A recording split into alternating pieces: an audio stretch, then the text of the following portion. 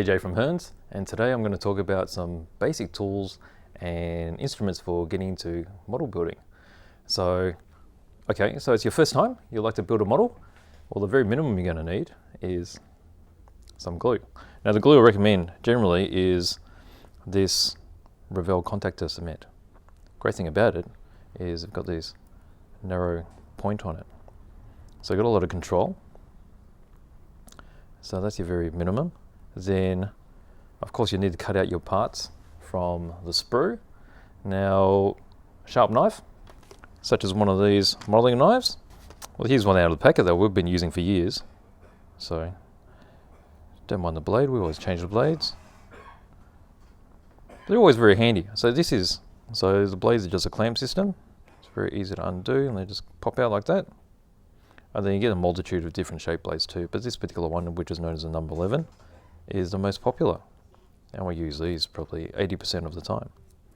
So just tightens up again, and you're ready to use. Okay, so you've got your glue, your knife. Other useful gadget next would be side cutters. Now there's a multitude of different side cutters. These are quite well priced. So these are $16. And then side cutters, I've done reviews on side cutters before, so you know side cutters go up to about $120. But to begin with, these are perfectly fine. So this one here. So when you get your parts, basically you use a side cutter, you cut the parts off first, and I'll leave a small little nub on the end, and that little nub you just trim off with a knife. So you chop the end off there. Now, if you want to progress further, then sometimes when you chop off the nub, it may leave a small mark, and then with a small mark, you can clean up with a set of sanding sticks. So the sanding sticks we have here is a mix set. It's got the coarse, and goes all the way up to a fine. And when you reach the fine one, so it'll give it a very even finish on the part, so that when it glues together, you don't have any dags getting in the way. And then, of course, from here, if you got very small parts, a set of good tweezers are very handy. Now these particular Tamiya tweezers, they're not particularly expensive. They've got this nice little curve on them. I'll just pop it out here. Now, so for picking up small parts, and also for using it for picking decals, that's very useful. The tips aren't super sharp, so they don't dig into decals. And because it's curved, you've got this very natural holding, like so, when you're picking up items. So, just like so. Other tweezers you can get are the straight ones, which means you need to hold them on an angle like this.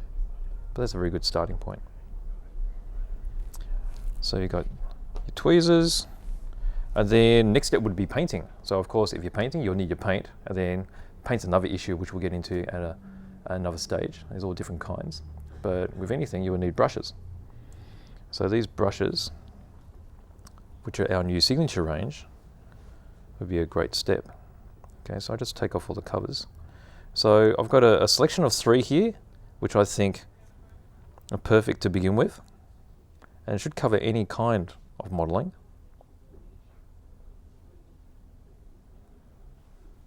Okay, so I've got one fine pointed, okay, for doing all your fine details and lines. And then there's a fine flat and a broad flat. Now the advantages of the flats is when you hold them like this, they cover a large area. But when you spin them like this, they act finer. So they're very useful. So large areas with a broader brush, these are nice stiff bristles as well. So give a very nice, flat, even finish.